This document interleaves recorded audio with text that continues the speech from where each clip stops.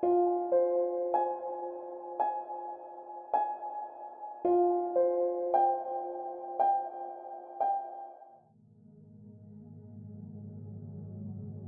I was in high school, there were classes I liked and some I really didn't like.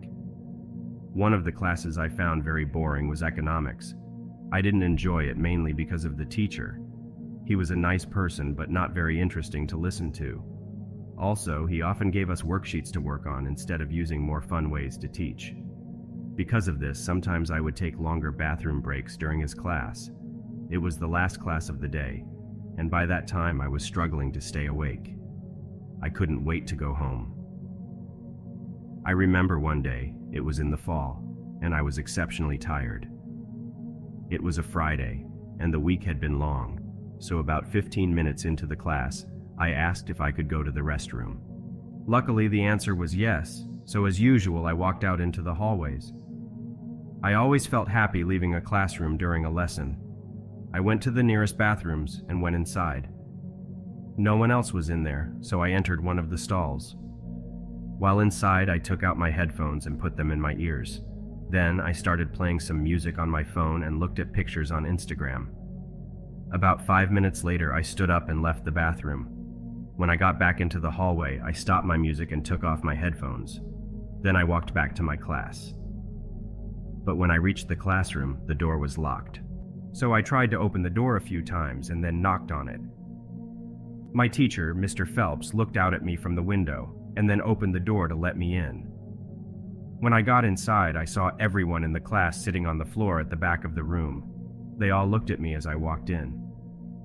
Mr. Phelps told me to sit on the floor with the other students and said we were in a lockdown. When I reached the back of the class and sat down, I asked if it was a practice drill. The kids around me shook their heads and said no. Someone asked if I had seen anything. I told them no and explained that I had just gone to the bathroom and didn't see anything at all.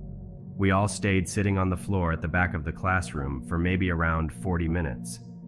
I'm not sure about the exact time, but it felt like a really long wait. None of us knew why we were in lockdown, and we didn't hear anything from the hallway either. Sometimes someone would ask Mr. Phelps if he knew what was happening, but he always said he didn't know. Finally, the lockdown ended, and we could go home.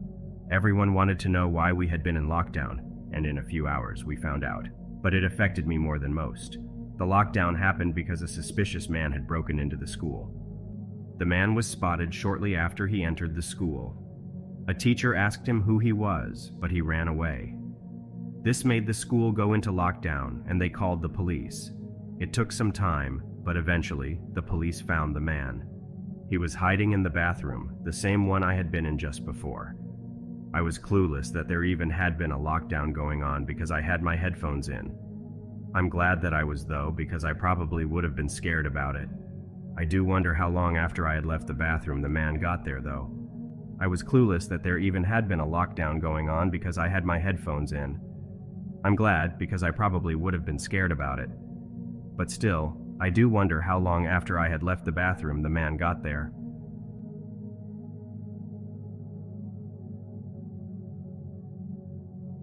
This happened when I was in middle school around 8th grade.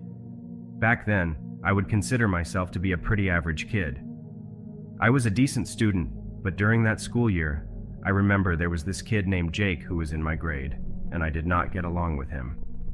Jake wasn't really part of my friend group, and he always seemed to be a little bit more of a troublemaker. He would skip class a lot, and other things like that. I knew these things because I happened to have a bunch of classes with him that year, and the year prior as well.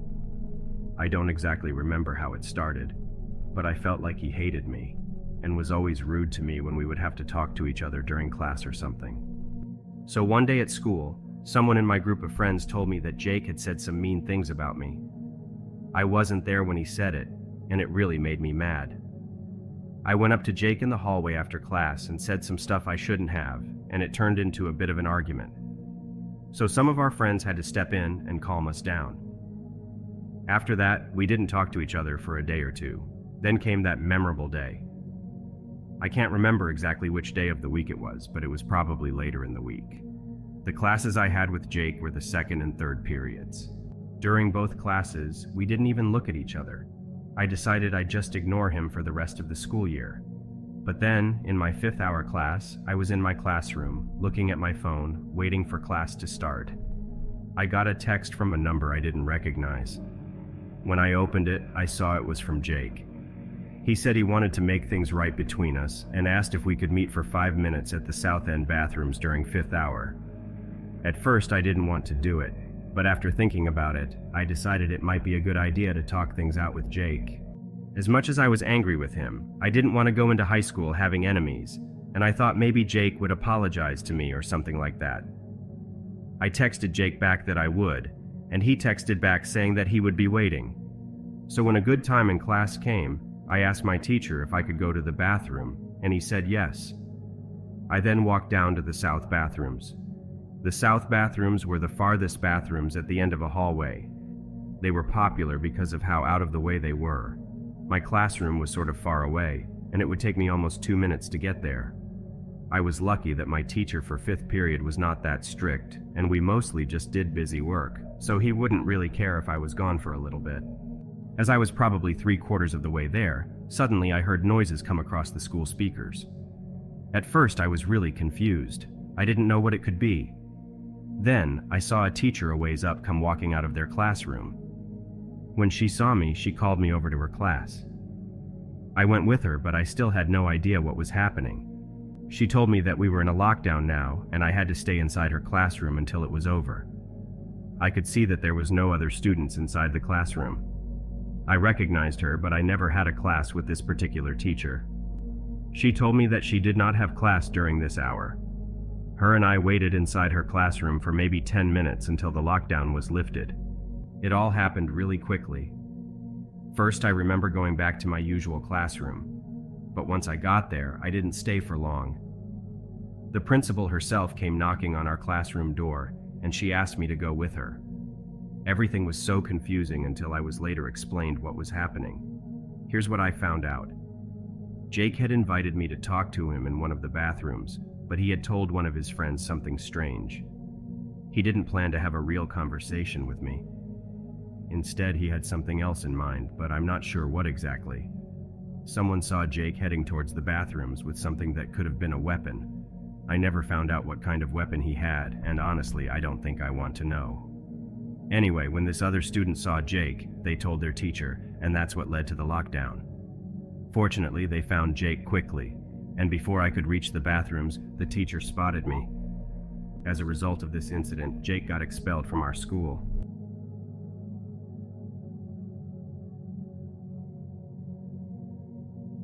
When I was in high school, during my senior year, I got to help a gym teacher. It was a cool experience because I've always enjoyed sports. The teacher I helped was Mr. Robertson, who had been my favorite gym teacher.